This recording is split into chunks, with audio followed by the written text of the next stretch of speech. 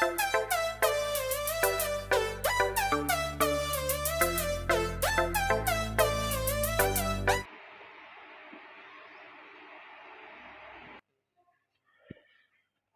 विद्यार्थी मित्रांनो, success online education YouTube चॅनलवरती आपलं स्वागत आहे.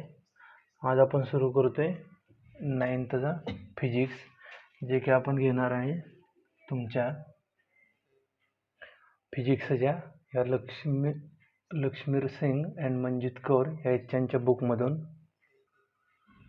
आपण लाईन टू लाईन आणि वर्ड टू वर्ड घेणार आहे, त्यामुळे तुम्हाला ह्याचा फायदा होईल की तुम्हाला याच्यानंतर कोणताही कन्सेप्ट तुमचा बाकी राहणार नाही.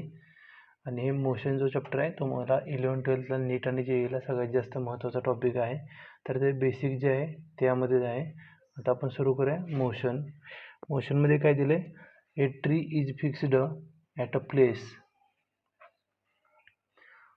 so we say that it is stationary. Similarly, a house, a school, factory, electric poles and telephone poles are all stationary objects which remain fixed at a place.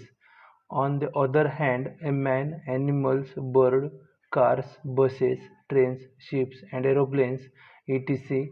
do not remain stationary all the time. ह्यांनी काय सांगितलेलं आहे की आपण काय म्हणतोय, एखादं जे झाड आपण बघतोय, आपण रोज समजा एखाद्या आपल्या घरासमोर झाड असेल तर ते काही जागा बदलत नाही ना, तर आपण काय म्हणतो त्याला, ते एकाच जागी फिक्स्ड आहे. म्हणजे एकाच जागी फिक्स्ड असणं म्हणजे काय? स्टेशनरी. म्हणजे स्टेशनरी मिनिंग काय झाला? फिक्स्ड पोझिशन झाली त्याची. ओके, हे ते फिक्स्ड आहे. म्हणजे असं नाही की ते वाऱ्या आल्यावर हलते किंवा हलत नाही, ह्याच्यावर ते डिपेंड नाही, पण ती पोझिशन फिक्स आहे. त्याची झाडं या फांदे वगैरे हलत असतात. ओके, त्यापुढं काय सांगितले? सिमिलरली म्हणजे आपल्याला जसं की house, school, factory, electric pole असे जे काय थांबलेले एका जागी थांबलेले कोणते पण ऑब्जेक्ट आहे त्याला आपण काय म्हणणार आहे? Stationery object. ओके, आणि त्याच्या अपोजिटमध्ये काय दिले त्याने आपल्याला? त्याच्या अपोजिटमध्ये त्याने आपल्याला सांगितलेलं आहे की ऑन द अदर हँड म्हणजे काय opposite? Man, animals, bird, cars, buses, train, ships. म्हणजे जे काय हे वस्तू दिलेले, हे जे काय ऑब्जेक्ट दिले ते काय स्टेशनरी नाहीत, म्हणजे ते एका जागी थांबत नाहीत. ओके, कार किंवा ते थांबवल्यानंतर थांबत असते, पण त्याला आपण काय म्हणणार आहे? Not remain stationery. They can move from one place to another. For example, a man moves when he walks along the road, a bird moves when it flies in the sky, a cheetah moves when it runs in the jungle, and the fish moves when it swims in the water.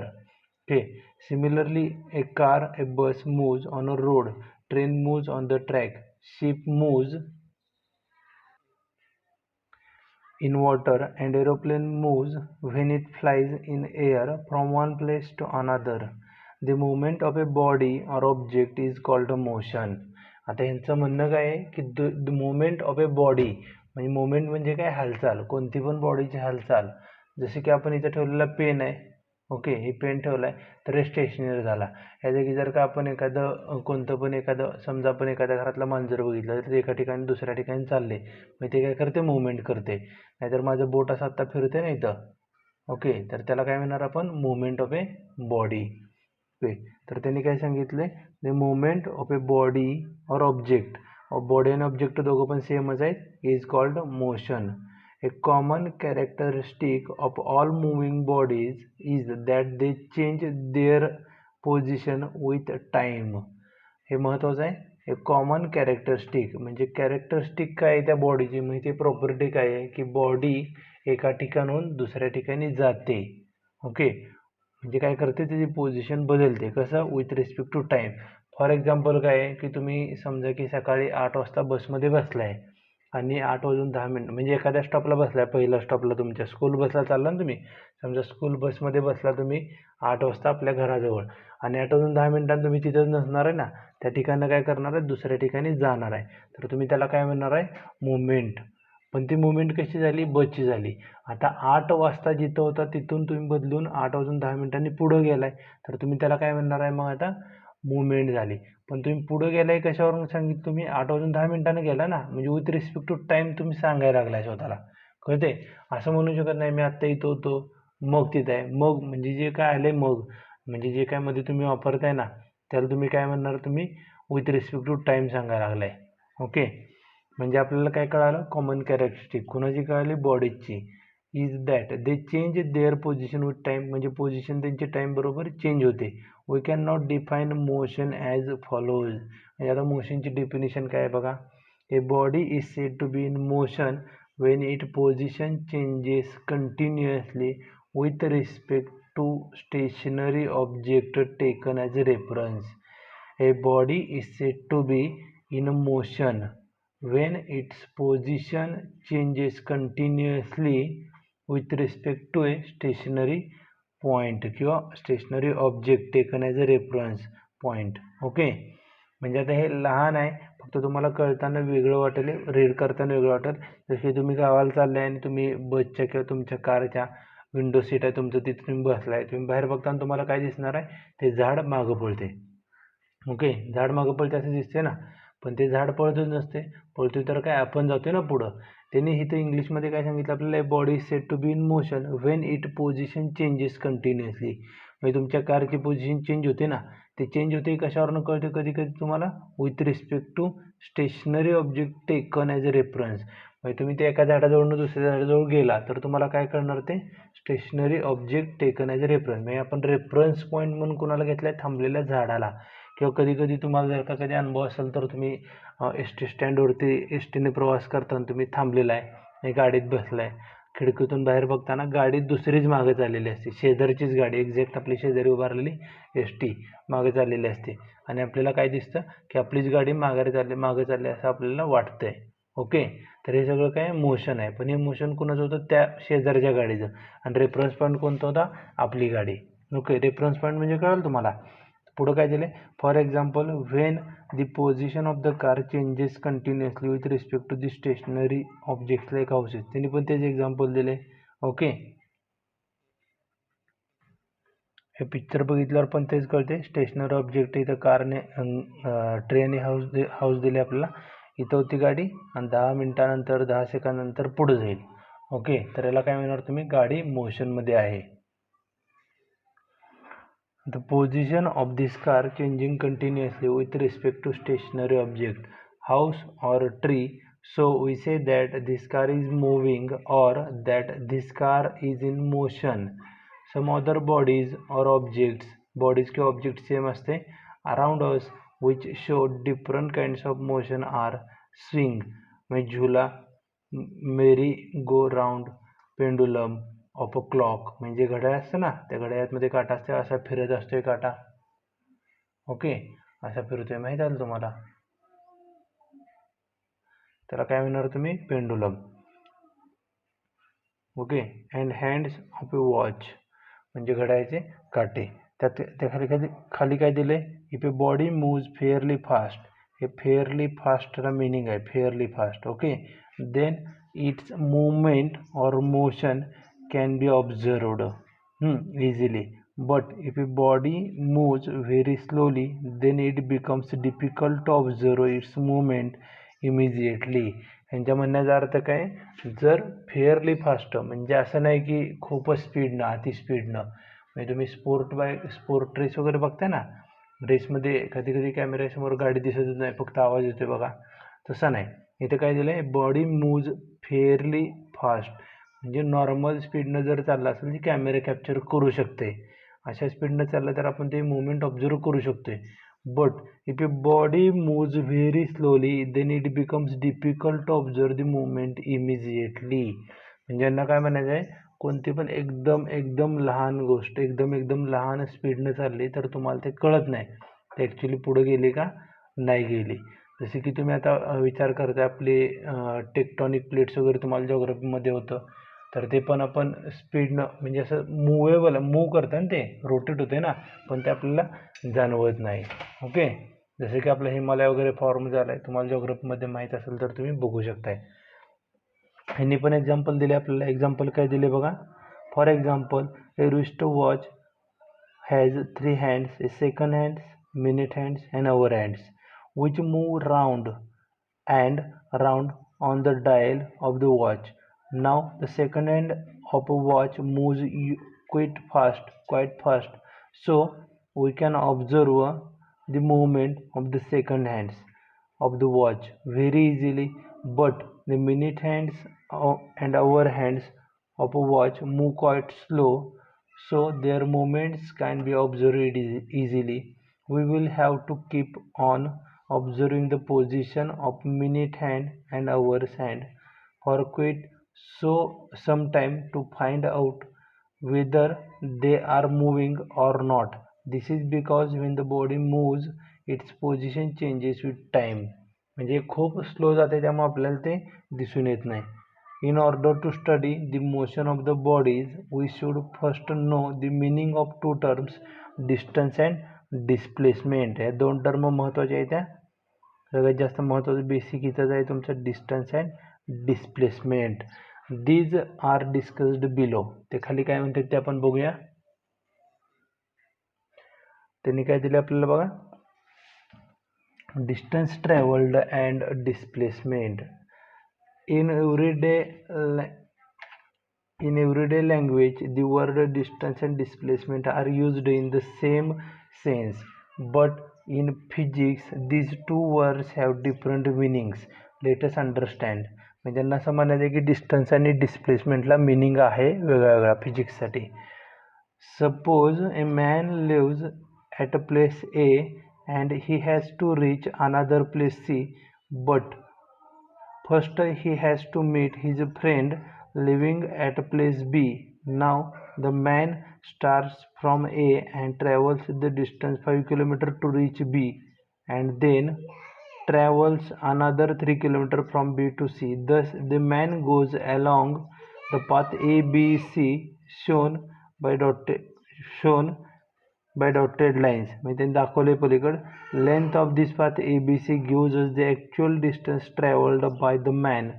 Thus the distance traveled by the body is the actual length of the path covered by moving the body irrespective of the direction in which the body travels. Okay, ह्याचा meaning काय आहे बघा. पहिलं तर ह्याने काय सांगितलं आपल्याला. एक माणूस आहे जे ए पासून सी पर्यंत गेलाय 4 किलोमीटर, आणि 4 किलोमीटर झाल्यानंतर काय सी पासून बी पर्यंत गेलाय. म्हणजे ए पासून सी पर्यंत सी पासून बी पर्यंत गेलाय. ओके, हे कळालं तुम्हाला. सॉरी, असं नाही गेला. ए पासून बी पर्यंत गेला आणि बी पासून सी पर्यंत गेलाय. इथपर्यंत कळते. पुढं काय सांगितले. The distance travelled by body. Distance म्हणजे जर बॉडीने एखादं डिस्टन्स कव्हर केलं is the actual length of the path covered. म्हणजे हा इथून ए पासून बी पर्यंत गेला आणि बी पासून सी पर्यंत गेला, म्हणजे ते काय झालं actual length of the path covered bye moving body irrespective of the direction. हे इरिस्पेक्टिव्ह वर्ड महत्त्वाचं आहे. Irrespective word. इरिस्पेक्टिव्ह म्हणजे काय, ज्यामध्ये डायरेक्शनची आपल्याला गरज नाही पडणार आहे. ओके, इरिस्पेक्टिव्ह म्हणजे काय, ज्यामध्ये डायरेक्शनची गरज नाही पडणार आपल्याला. इरिस्पेक्टिव्हचा अर्थ का आला. फॉर एक्झाम्पल इन दिस केस, म्हणजे जी केस दिली त्यामध्ये ते माणूस काय ए पासून बी पर्यंत 5 किलोमीटर गेला आणि बी पासून सी पर्यंत 3 किलोमीटर गेलाय.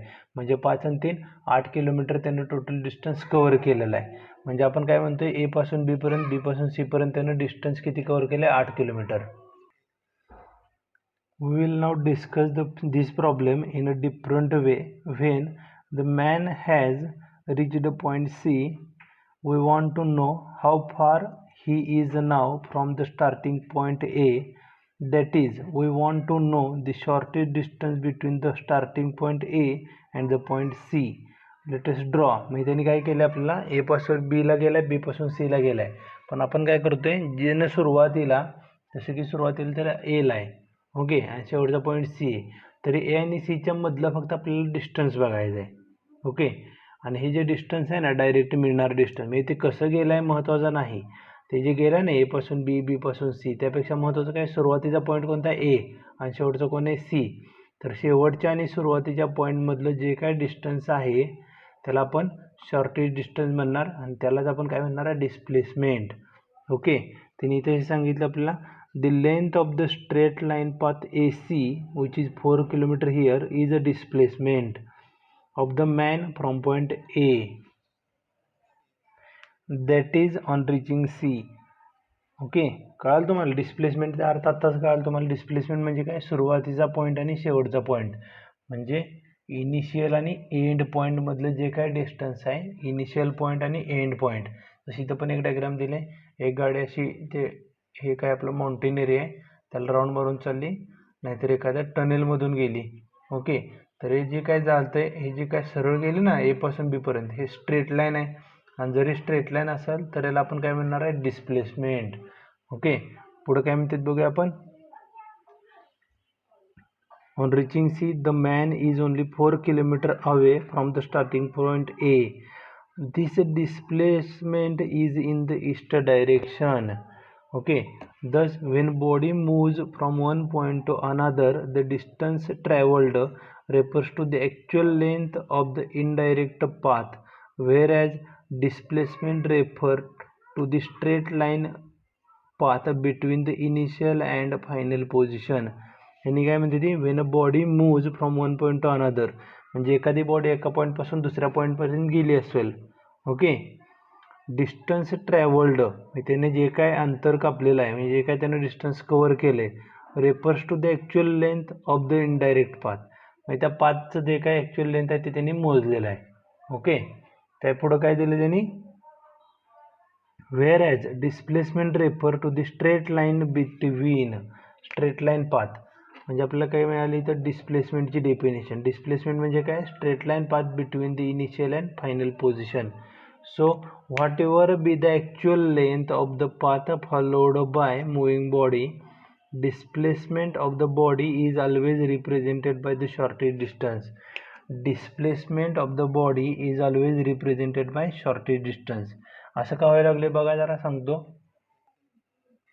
आपण एक पॉईंट घ्या ए, तुमच्या सुरुवातीचा पॉईंट आहे ए, तुमचा मित्र इथं राहतोय बी. ओके, इथं तुमचा अजून एक मित्र आहे सी, आणि एक मित्र आहे डी. जर तुम्ही असं गेलाय आता इकडं, परत इकडं गेलाय, परत इथे गेलाय. ओके, आणि जर तुम्हाला फोन आला करून, बाबा तू कुठं आहे बाळा, तू कुठं असा फोन आला, तर तुम्ही असं सांगत नाही मी ए पासून बी पर्यंत गेलो, बी पासून सीला गेलो, सी पासून डीला गेलो, तुम्ही काय सांगताय डीला. मग त्यांना कळते आपल्या इथून जवळच आहे, म्हणजे काय हे जे काय लेंथ आहे ते काय झालं, शॉर्टेस्ट डिस्टन्स. ओके, किंवा जर का तुम्हाला हे पण समजलं नाही तर तुम्ही असं गेलाय, असं फिरून गेला इकडं, आणि तुम्हाला विचारलं आता की तुम्ही डिस्टन्स किती कव्हर केले, तर तुम्ही काय करताय, ह्याच्यावरून जे काही लेंथ कव्हर केली ॲक्च्युअल लेंथ त्याला आपण काय म्हणतो डिस्टन्स. पण जर काय डिस्प्लेसमेंट विचारलं, दिसलेच नाही का तुम्हाला, ओके आता दिसेल. ओके, जर का तुम्हाला डिस्प्लेसमेंट विचारलं तर तुम्ही काय करणार, ए आणि बीला सरळ जोडणार, सरळ सरळ, त्याला काय म्हणणार तुम्ही डिस्प्लेसमेंट. म्हणजे काय झालं, स्ट्रेट लाईन. स्ट्रेट लाईननं जॉईन केल्यानंतर डिस्प्लेसमेंट मिळणार आहे. ह्याच्यावरून तुम्हाला एक तर अंदाज आला असेल की तुमची एखादी बॉडी आहे, तुमची म्हणजे कुठली पण एखादी बॉडी जरी अशी फिरायला लागली, कुठं तरी अशी फिरते आणि माघारी येऊन परत इथंच थांबली, इथंच, तर मला सांगा सुरुवातीचा पॉईंट पण ए झाला आणि शेवटचा पॉईंट पण एच झाला, तर मला तुम्ही सांगू शकता आता की सुरुवातीचा पॉईंट आणि शेवटचा पॉईंट हे एकच जर झालं तर ह्यांच्यातलं डिस्टन्स काढता येत नाही ना, जसं इथं काढलं होतं डिस्टन्स. ओके, ह्यातलं म्हणजे ह्या दोघांमधलं अंतर म्हणजे ह्या दोघांमधलं मेजरमेंट करू शकत नाही का, तर एकच पॉईंट आहे स्टार्टिंग आणि एंड पॉईंट. तर ह्यावेळेस काय झालं, आपण ह्याला काय म्हणलं होतं, ए पासून बी पर्यंतला डिस्प्लेसमेंट. ओके, इथं काय म्हणलं होतं, ए पासून डी पर्यंतला डिस्प्लेसमेंट. डिस्प्लेसमेंटचा अर्थ काय बघितला आपण, सुरुवात आणि शेवट ह्यांच्यामधलं अंतर, स्टार्टिंग पॉईंट आणि एंड पॉईंट ह्यातलं जे काय आपल्याला मेजरमेंट मिळतं त्याला आपण काय म्हणत होतो, डिस्प्लेसमेंट. आता मला सांगा इथं की सुरुवातीचा आणि शेवटचा पॉईंट एकच झाला, म्हणजे इथं काय डिस्प्लेसमेंट झाली का, डिस्प्लेसमेंटच नाही झाली. डिस्प्लेसमेंट काय झाली मग, झिरो. पण तुम्ही तर असं फिरून आलाय ना, म्हणजे ॲक्च्युअल लेंथ तर काय तर कव्हर केली तुम्ही, म्हणजे आपल्याला काय कळालं, डिस्टन्स किती पण असू दे डिस्प्लेसमेंट हे झिरो असू शकते. ओके, ह्याच्या पुढं आपल्याला डेफिनेशनच दिले. डेफिनेशन काय, when a body moves from one position to another, the shortest distance between the initial position and final position of the body along with the direction, हे महत्त्वाचं आहे, along with the direction is known as its displacement. म्हणजे कोणत्या डायरेक्शनला आहे ते कळालं तर आपण त्याला डिस्प्लेसमेंट म्हणू शकतोय. विदाऊट डायरेक्शन आपण काय बोलणार नाही. Okay, in the above example, shortest distance between A and C of the man is 4 km. So the displacement of the man is 4 km in the east direction. The direction दिली बघा. कधी direction येणार डिस्प्लेसमेंटला. Okay, it is clear that distance travelled by it is clear that distance traveled has only magnitude. म्हणजे डिस्टन्सला फक्त magnitude आहे आणि डिस्प्लेसमेंटला काय मॅग्निट्यूड ॲज वेल ॲज डायरेक्शन. म्हणजे यांना काय म्हणायचं आहे, जर का तुम्हाला डिस्टन्स विचारलं तर तुम्ही फक्त मॅग्निट्यूड सांगणार आहे आणि जर डिस्प्लेसमेंट विचारले तर तुम्ही काय सांगणार आहे, मॅग्निट्यूड पण आणि डायरेक्शन पण. ॲक्च्युली यालाच त्यांनी पुढे एक इन शॉर्ट काय दिले, एक स्केलर क्वांटिटी. मी तुम्हाला दाखवतो इथं काय दिले. हा पार्टच महत्त्वाचा आहे, याच्यावर पुढे चॅप्टरच येते तुम्हाला, तर व्यवस्थित लक्षात ठेवा. काय दिले बघा, the quantities like distance, displacement, ETC are known as physical quantities. म्हणजे क्वांटिटीज आहेत का नाही, म्हणजे आपण फिजिक्समध्ये ज्या टर्म वापरतोय ना कोणत्या पण, फॉर एक्झाम्पल तुम्ही आता क्वांटिटीज म्हणजे काही विशेष नाही. क्वांटिटी म्हणजे काय, तुम्ही एखादं समजा आता दुकानातून दूध आणायला गेलं आहे, तर दूध आणायला गेल्यावर तुम्ही विचारता आणि त्याला सांगता ना किती दूध पाहिजे, तर तुम्ही अर्धा लिटर म्हणता ना, तर त्यामध्ये जे काय लिटर हा वर्ड आला आहे तुम्हाला लिटर, त्याच्या अगोदर तुम्ही काय जोडायला अर्धा लिटर, तर तुम्ही काय म्हणता त्याला क्वांटिटी. ते काय तुमच्या डेली लाईफमधलं एक युनिट झालं तुम्हाला लिटर. तसं तुम्हाला फिजिक्समध्ये पण काही क्वांटिटीज आहेत त्या. जसे तुम्ही तिथं अर्धा म्हणजे काय सांगितलं, तर व्हॉल्यूम सांगितलं. तुम्ही आता अर्धा लिटर सांगताय, किंवा तुम्ही आता कधी स्केल आणायला गेलाय तर तुम्हाला विचारतात ना त्यांनी कोणती स्केल देऊ दे, छोटी देऊ दे, मोठी देऊ दे, तर तुम्हाला तिथं काय कळतं सांगा मला, तिथं लेंथ सांगता ना तुम्ही, तर लेंथ पण एक झाले फिजिकल क्वांटिटी. तसं आपल्या इथं कोणती फिजिकल क्वांटिटी मिळाली, quantities like distance, displacement, ETC known as physical quantities. Okay, मग त्या पुढं काय सांगितलं तुम्हाला, physical quantity means size of the physical quantity. A physical quantity having only magnitude is known as scalar quantity. Scalar quantity म्हणजे काय, ज्याला फक्त मॅग्निट्यूड माहिती आहे. आणि scalar quantity has no direction, म्हणजे स्केलर क्वांटिटीला डायरेक्शन नसते. ओके, हे सगळ्यात जास्त महत्त्वाचं कन्सेप्ट आहे. आणि on the other hand physical quantity having magnitude as well as direction is a vector quantity. Scalar quantity म्हणजे काय कळालं, डिस्टन्स म्हणजे स्केलर क्वांटिटी म्हणजे काय, ज्यामध्ये फक्त तुम्हाला मॅग्निट्यूड माहिती, किती किलोमीटर गेले हे माहिती, कोणत्या डायरेक्शनला गेले हे माहीत नाही. ओके, आणि तुम्हाला डिस्प्लेसमेंट म्हणजे काय, व्हेक्टर क्वांटिटी म्हणजे कसली झाली, त्यामुळे तुम्हाला मॅग्निट्यूड पण माहिती, किती किलोमीटर पण गेले, आणि डायरेक्शन कोणते ते पण माहिती. ओके, हे कळालं. ओके, आज आपण इथंपर्यंतच बघूया. यानंतरचा पार्ट आपण पुढच्या लेक्चरमध्ये बघूया. जर तुम्हाला लेक्चर समजत असेल तर चॅनलला लाईक, शेअर आणि सबस्क्राईब करायला विसरू नका. हे चॅनल जास्तीत जास्त आपल्या मित्रांपर्यंत पोहोचवा. जास्तीत जास्त विद्यार्थ्यांना शेअर करायला सांगा. आपण ह्या पद्धतीनं पूर्ण जे काही तुमचं बुक आहे इच्छांचं ते आपण कव्हर करणार आहे विथ न्यूमरिकल्स. ओके, तर तुम्हाला समजत असेल तर तुम्ही लाईक, शेअर आणि सबस्क्राईब करायला विसरू